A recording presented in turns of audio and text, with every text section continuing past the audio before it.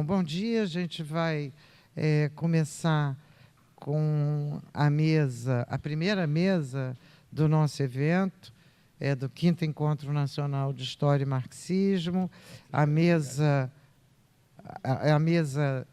temática sobre 60 anos do golpe, e eu tenho a satisfação de estar cercada aqui de companheiros de luta, companheiros de reflexão, companheiros de pesquisa de longuíssima data, e é realmente agradecer a cada um a presença. Nós vamos começar na ordem da programação, exatamente, pelo Marco Pestana, que é professor da UF, na sequência, Elaine Bortoni, que é uma amiga queridíssima, uma grande pesquisadora sobre o golpe de 64 e a ditadura empresarial militar, em várias das suas dimensões. E o professor doutor Paulo Raposo Alentejano, a primeira vez que eu soube o nome dele, eu não sabia que era ele, que é o Paulinho Chinelo, que é o nosso amigo. Assim, Paulinho é um militante, um geógrafo de primeira linha, um militante extraordinário e um grande amigo. Então, é isso, vamos lá. Marco. 25 minutos. Obrigado, Virgínia. Bom dia a todas, todos.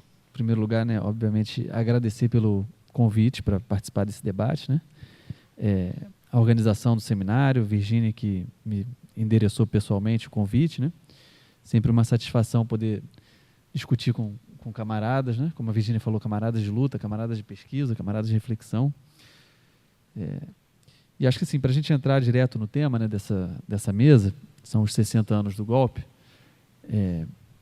eu vou tentar fazer um comentário sobre a historiografia no último período e, um pouco mais à frente, identificar um tema específico que acho que tem ganhado espaço no debate historiográfico sobre a ditadura, que é o tema do consenso, e tentar um pouco relacionar, enfim, refletir sobre esse tema do consenso a partir de algumas pesquisas que eu já desenvolvi. Esses 60 anos que a gente está discutindo do golpe não são por acaso. Nos últimos tempos, essas datas redondas relacionadas ao golpe de 64 têm se configurado como momentos de reflexão concentrada e de debate acadêmico, mas também debate público mais proeminente, digamos assim, mais desenvolvido sobre o tema do golpe, sobre o tema da ditadura. Foi assim nos 50 anos, foi assim nos 40 anos, em especial. Então, a gente está com uma tradição de refletir com mais calma, mais detalhes sobre esses temas nessas datas redondas. E esses debates, nas últimas décadas, eu diria em especial ao longo das últimas 3 décadas, têm assistido à consolidação de uma linha interpretativa predominante no âmbito da historiografia sobre o golpe de 64 e sobre a ditadura instalada por esse golpe.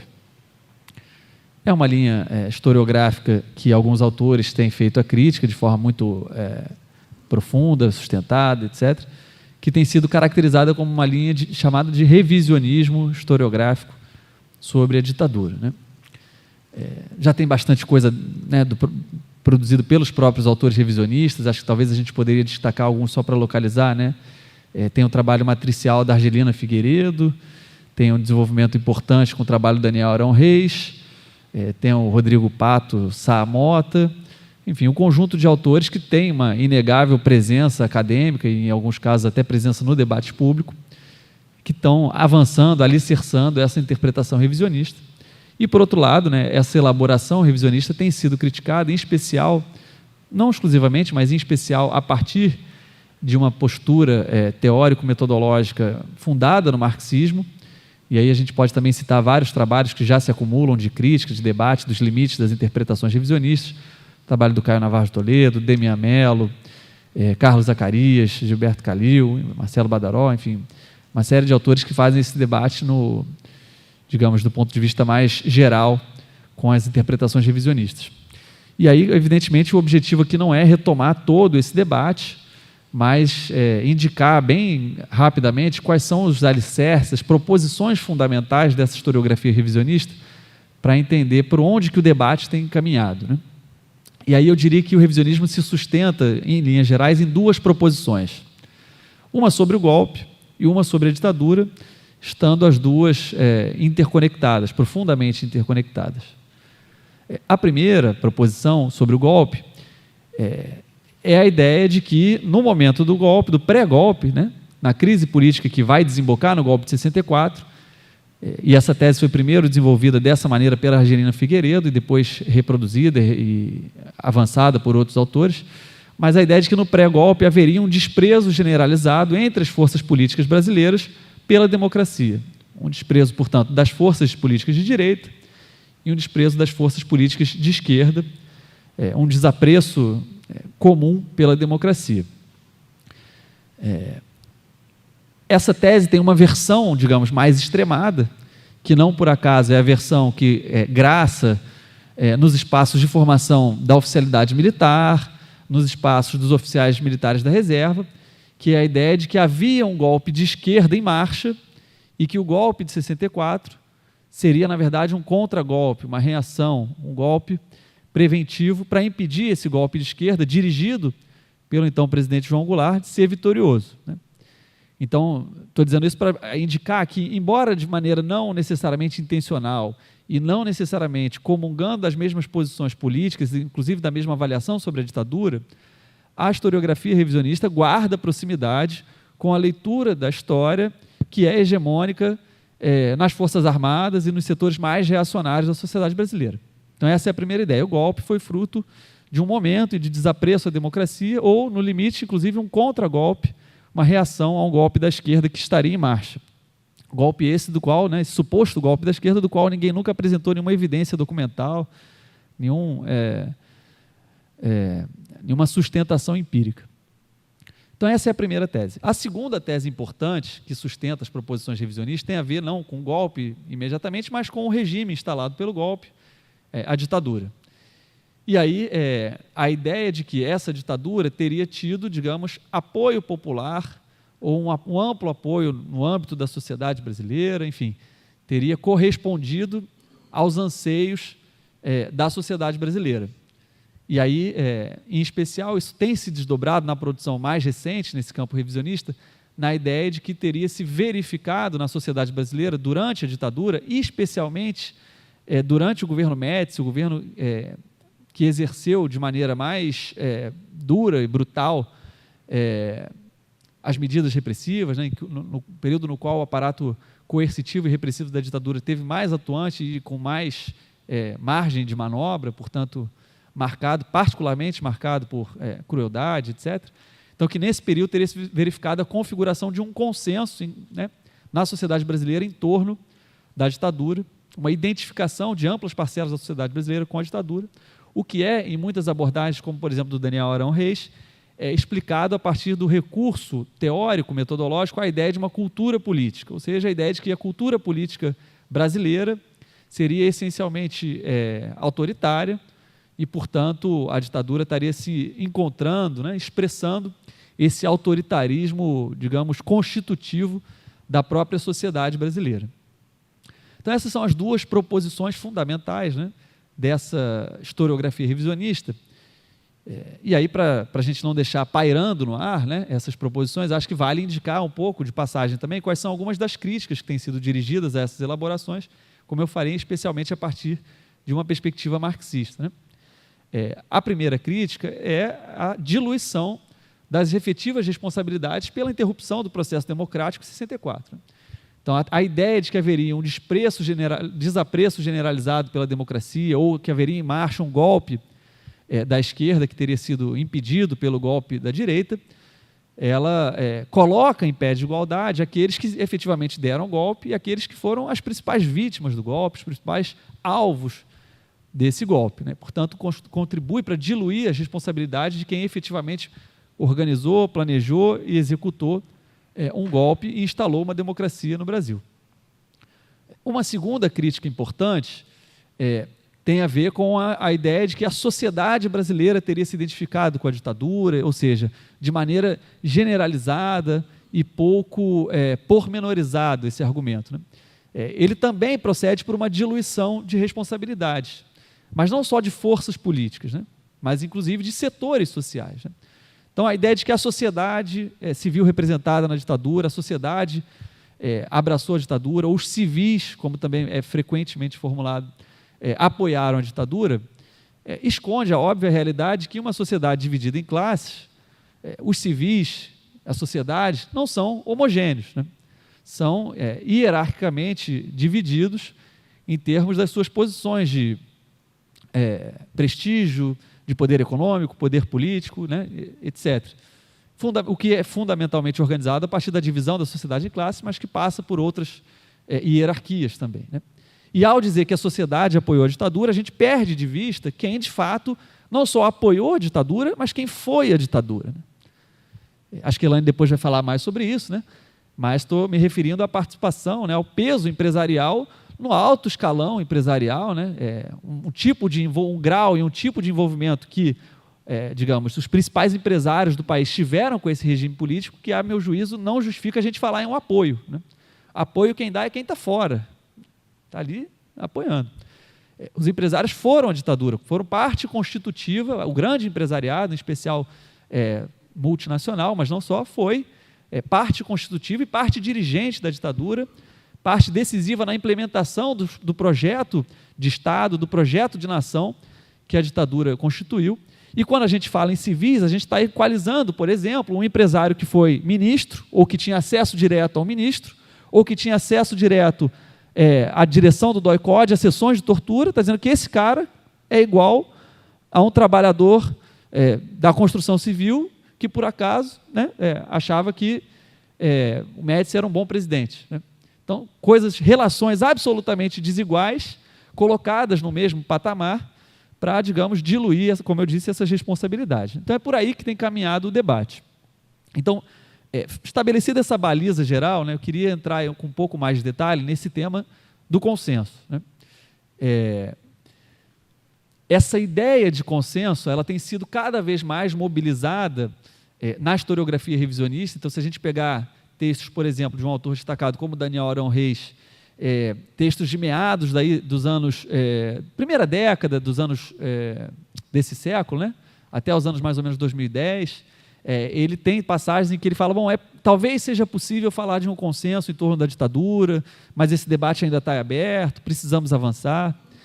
Se a gente pega as elaborações mais recentes, né, e tem uma coletânea importante, lançada em 2021, se eu não me engano, pelo NEC, né, o Núcleo de Estudos Contemporâneos da UF, que é um dos grandes centros de elaboração da historiografia revisionista, ali já está superada essa ideia de que poderia haver um debate sobre consenso. Ali já está colocado de forma clara, olha, havia um consenso em torno da ditadura, está afirmado, e aí o que se trata agora é de estudar esse consenso, né?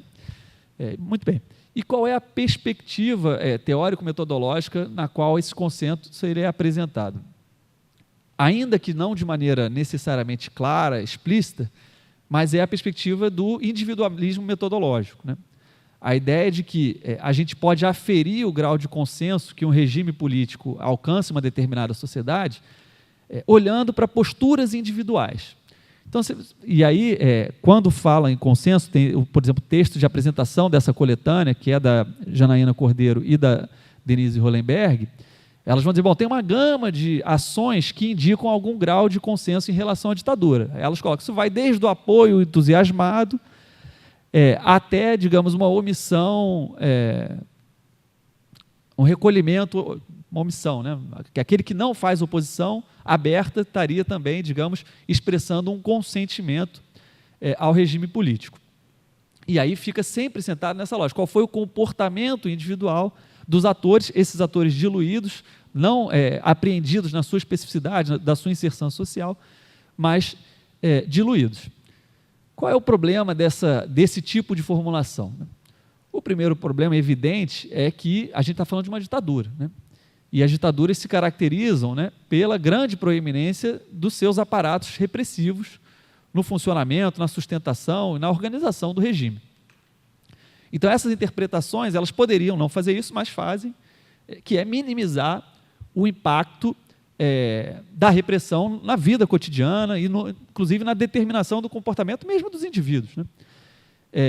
Via de regra, quando o tema da coerção aparece, ele é localizado, restrito no seu alcance, do tipo, bom, a esquerda armada, a oposição radical foi atingida pela repressão. Mas essa coerção, ela não é, digamos, observada no seu alcance, no seu impacto mais amplo sobre o conjunto da sociedade e não só sobre, digamos, aquela esquerda, como eles tratam, mais radical, em especial a luta armada. Portanto, há uma minimização do papel da coerção. Em segundo lugar, essa ideia de um consenso que pode ser aferido a partir da observação de posturas individuais, ela é extremamente deshistoricizante, né? Uma concepção totalmente ahistórica do consenso, que na verdade não toma o consenso como um problema histórico, mas como um dado imediato da realidade, né? Basicamente, o que essa perspectiva supõe é que, digamos, a vida social e a posição política, ela digamos, análoga à nossa postura como consumidores. Como se a gente estivesse num supermercado, e a gente vai comprar um biscoito, e a gente escolhe, bom, esse biscoito é mais caro, esse é mais barato, esse eu gosto mais, esse é recheado. Então, a gente está ali vendo todas as informações que estão disponíveis, está tomando, né, a partir do nosso juízo livre, independente, a decisão de comprar esse ou aquele outro biscoito. E essa lógica do consumidor, do indivíduo consumidor, ela é transposta para o âmbito da política e da existência social, como se cada indivíduo fosse, digamos, plenamente dotado, né, de todas as informações necessárias para entender o conjunto daquela dinâmica social, como se não houvesse nenhum constrangimento estrutural direcionando a escolha e o posicionamento daquele indivíduo, sem falar, claro, no evidente impacto, como eu falei, da repressão, que foi muito além do impacto, muito além do impacto apenas, né, na esquerda radical, na luta armada e por aí vai, né?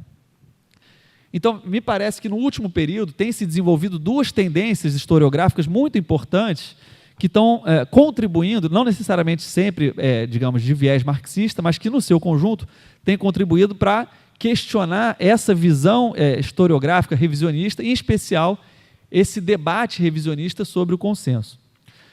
Uma dessas vertentes historiográficas que tem se desenvolvido, acho que e aí a Elaine vai falar mais, tem a ver justamente com a participação empresarial e a centralidade do empresariado nas condições de possibilidade para a organização do golpe e da organização, da condução e da sustentação da própria ditadura, né?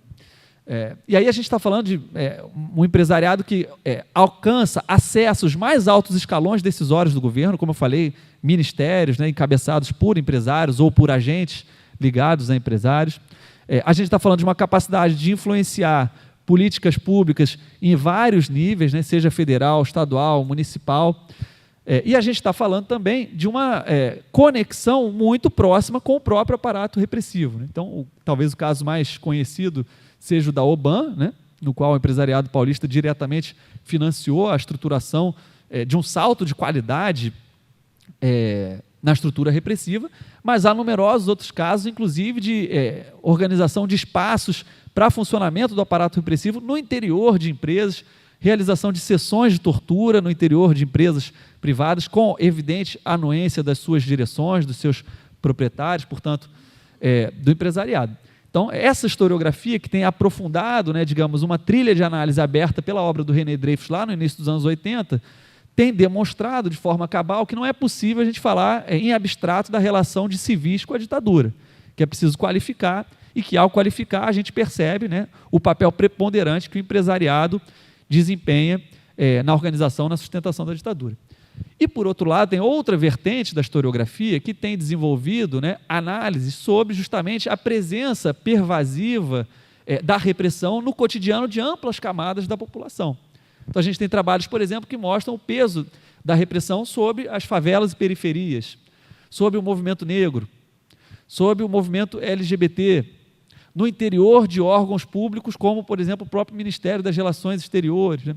Então, à medida em que vão se desenvolvendo estudos que evidenciam a presença não episódica, mas estrutural e estruturante da repressão nesse conjunto de espaços da sociedade e atuando junto a uma parcela muito ampla da população, em especial, evidentemente, as parcelas subalternizadas da população, isso, obviamente, coloca em xeque essa ideia, essa proposição revisionista de que a ditadura teria um apoio e que esse apoio seria fruto, digamos, de uma identificação do conjunto ou da maioria da população com a ditadura pela mediação dessa cultura política autoritária. Na verdade, o que vai se descortinando é um caso em que mesmo os elementos mais, digamos, aparentemente inofensivos e imediatos da vida social estavam sob vigilância do aparato, vigilância constante, né, cotidiana, do aparato repressivo. Né? Nesse sentido, para um pouco aprofundar essa via e encerrar, eu queria retomar alguns elementos da pesquisa que eu desenvolvi no doutorado sobre a política de remoções de favelas no Rio de Janeiro, né, que, por um lado, né, é uma política que, digamos, ela é toda construída pelo empresariado, por dentro e por fora do aparato ditatorial, ou seja, em suas organizações na sociedade civil, mas também ocupando espaços no aparato do Estado restrito, né, no conjunto de órgãos públicos que desenhou, implementou e geriu a política de remoções de favelas, na medida que era uma política que atendia os interesses historicamente articulados do capital imobiliário construtor, de avançar na segregação socio-racial da cidade, né, eu estou falando da cidade do Rio de Janeiro, e de também impulsionar a própria atividade da construção civil. Então, esse é por um lado, mas aqui eu queria, digamos, falar com um pouco mais de detalhe do aspecto da ação policial repressiva no cotidiano nas favelas, que me parece que oferece um contraponto poderoso a essa tese do consenso da ditadura, ao menos nesse viés do individualismo metodológico. Né? Então, veja, o movimento de favelas ele foi profundamente vigiado e controlado.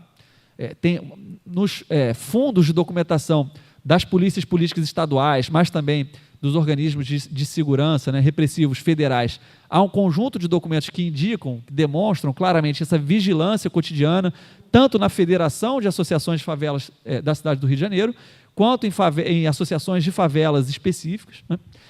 Essa vigilância chega a tal, digamos, penetração no cotidiano, que a gente encontra casos, por exemplo, de que as associações de moradores precisavam pedir autorização para as forças policiais para usar um megafone para passar informes para a população. Ou seja, não é que estivessem fazendo uma reunião clandestina para derrubar a ditadura. Né? Era passar um informe de que haveria um plebiscito na associação para decidir qual seria a associação daquela favela, o que inclusive era uma determinação da própria política estatal para as favelas, que só houvesse uma associação em cada favela. Né? Então, há uma presença. Então, a gente encontra casos, por exemplo, de brigas entre vizinhos que geram relatórios da polícia política. Há um grau, portanto, de controle da vida cotidiana, tanto da vida associativa, organizativa, quanto da vida cotidiana nas suas relações interpessoais, muito profundo, que está expresso nessa documentação. Né? E isso é assim, né? Isso precisou ser dessa maneira por um conjunto de razões. Em primeiro lugar, porque era, digamos, parte do projeto fundamental da ditadura manter sob controle as classes subalternas, né, de maneira geral, de modo que fosse possível aplicar o seu projeto de arrocho salarial, enfim, de desenvolvimento econômico às custas do aprofundamento do grau de exploração da força de trabalho. Mas isso foi assim também porque o movimento de favelas na cidade do Rio de Janeiro já tinha uma tradição organizativa estabelecida e de ação política que precisava ser, digamos, enfrentada, não só no seu atacado, mas também especificamente. Né? E aí, nessa seara, nesse enfrentamento ao movimento de favelas, tal como historicamente organizado desde o período anterior à ditadura, entra, por um lado, o braço repressivo, como eu falei, né, com essa presença cotidiana, constante, regulamentando, se debruçando sobre detalhes da vida cotidiana nesses espaços de favelas, mas entra também uma outra iniciativa ditatorial, que é, digamos, de buscar uma forma específica de funcionamento para as associações. Então, a ditadura não buscou extinguir as associações de moradores de favelas, mas tal como fez nos sindicatos, veja, os sindicatos de trabalhadores não foram extintos pela ditadura, mas a ditadura desenvolveu um projeto de impedir o acesso dos segmentos mais combativos à direção dos sindicatos e canalizar essa ação sindical para uma ação assistencial, recreativa, né, desmobilizadora. E o mesmo projeto, com especificidades, evidentemente, foi direcionado para as associações de moradores de favelas. Então, a gente chega um momento em que a parcela mais combativa do movimento de favelas é impedida pelos órgãos da repressão de participar das eleições para a direção da Federação de Favelas do Rio de Janeiro. São editados decretos que determinam o funcionamento das associações de favelas, que dizem que todo o dinheiro da associação tem que ser depositado no banco público, que dizem que todas as atas das assembleias precisam ser submetidas ao serviço social da administração pública, da administração municipal, que diz que, caso as direções das associações de favelas atuem contra os objetivos da associação de favelas, elas podem sofrer intervenção do próprio serviço social e essa direção ser instituída. E quais eram os objetivos que esses decretos impunham para essas associações de favelas? Colaborar com o poder público, ou seja, não era o associativismo construído, impulsionado, desenvolvido pelo Estado ditatorial, era um associativismo colaboracionista, que tinha muito mais o papel de fiscalizar os próprios moradores e apresentar, digamos, relatórios para o próprio aparato repressivo, do que, como historicamente tinha sido até aquele momento, de mobilizar os moradores para reivindicar, entrar em choque com as políticas públicas, com o aparato estatal de maneira geral. Portanto, há uma virada aí, importante no sentido que essas associações assumem a partir dessa intervenção direta do Estado ditatorial, que conjuga essas duas dimensões, conjuga a dimensão da coerção e conjuga a dimensão de uma reorganização do associativismo. Então, veja, me parece que há aqui uma chave para a gente sim pensar, esse é um caso, a gente poderia expandir, trazer outros elementos, mas há uma chave para a gente pensar o tema do consenso sobre a ditadura empresarial militar instalada em 1964, desde que esse tema não seja abordado sob essa ótica do individualismo metodológico, de uma sociedade pasteurizada, sem diferenças de classe, e de uma cultura política que vai explicar tudo de maneira histórica. Me parece que a chave que é possível a gente trabalhar a ideia de consenso sobre a ditadura é a chave gramsciana, que relaciona de maneira orgânica coerção e consenso, ou seja, que entende que não só os posicionamentos individuais, mas os processos mais gerais, coletivos, sociais, são frutos da incidência articulada dessas duas dimensões da ação estatal, e aí pensado como um Estado ampliado, da coerção e do consenso.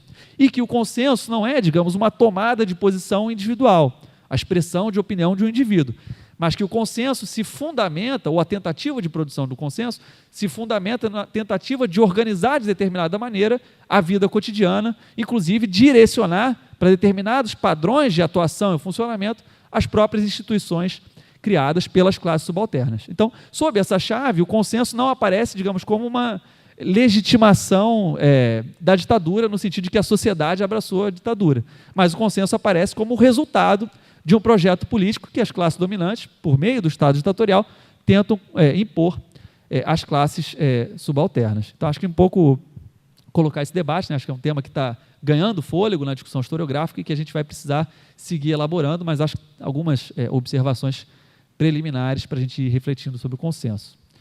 É isso, gente. Obrigado.